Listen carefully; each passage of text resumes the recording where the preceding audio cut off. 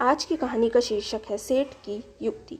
यह कहानी है एक सेठ की जो अपनी युक्ति से कैसे एक अपराधी को सच्चे रास्ते पर ले आता है और आखिर में सेठ की युक्ति से अपराधी सही राह पर आ जाता है। एक छोटे से गांव में एक सेठ अपने परिवार के साथ रहते थे। सेठ की एक बड़ी सी दुकान थी।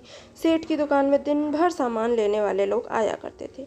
अब सेठ इन ग्राहकों को अकेले नहीं संभाल पा रहे थे, इसलिए सेठ ने अपनी दुकान पर 2 लोगों को काम पे रख लिया। दोनों नौकर सुबह सुबह ही दुकान पर आ जाते थे और देर रात तक सेठ की दुकान पर काम करते थे।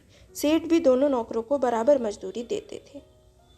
सेठानी भी उन दोनों नौकरों को घर वापस जाने के समय उनके बच्चों के लिए खाने पीने का सामान देती थी। इस तरह काम करते करते उन नौकरों को कई दिन हो गए थे। कुछ दिन से सेठ को अपनी दुकान की चीज़ें कम होती नजर आ रही थी, लेकिन दुकान के गल्ले में उतने हिसाब से पैसे बढ़ते नहीं नजर आ रहे थे। सेठ ने यह बात सेठानी को बताई। सेठ ने सेठानी से कहा कि मुझे ऐसा लग रहा है कि दुकान का सामान जल्दी ख़त्म हो रहा है और पैसे इतने नहीं आ रहे हैं। सेठानी ने कहा, मुझे भी कुछ दिनों से ऐसा महसूस हो रहा था, लेकिन मैंने सोचा शायद मैं ही गलत हूँ, इसलिए मैंने आपको नहीं बताया। उन दोनों को लग रहा था कि चोरी वो दोनों नौकर ही कर रहे हैं। सेठ और सेठानी ने मिलकर इसके बारे में जांच की। वो दोनों एक एक करके नौकरों के घर पर छानबीन करने गए और उन्हें पता चला कि वह सामान किसी और ने नहीं बल्कि उन्हीं दोनों नौकरों ने चुराया है। सेठानी अब सेठ को कहने लगी कि आप इन दोनों नौकरों को दुकान से निकाल दीजिए। सेठ ने सेठानी से कहा कि अगर मैं इन दोनों को निकाल दूंगा फिर वह कहीं और जाकर चोरी करेंगे। इन दोनों को निकाल देने से वह सुधरेंगे नहीं, हमें इनको सुधारना ही होगा, तो कुछ दूसरा सोचना होगा। सेठानी को सेठ की बात सही नहीं लग रही थी और वह बार बार समझा रही थी कि आप दोनों को दुकान से निकाल ही दो।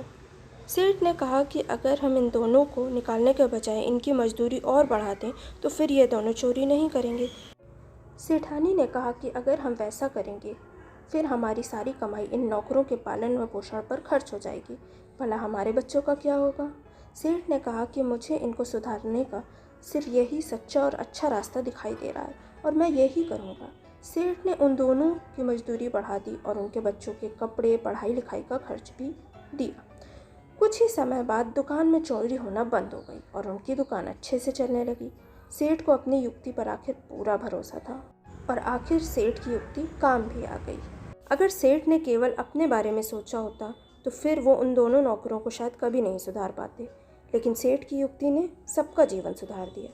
तो ये थी कहानी सेठ की युक्ति।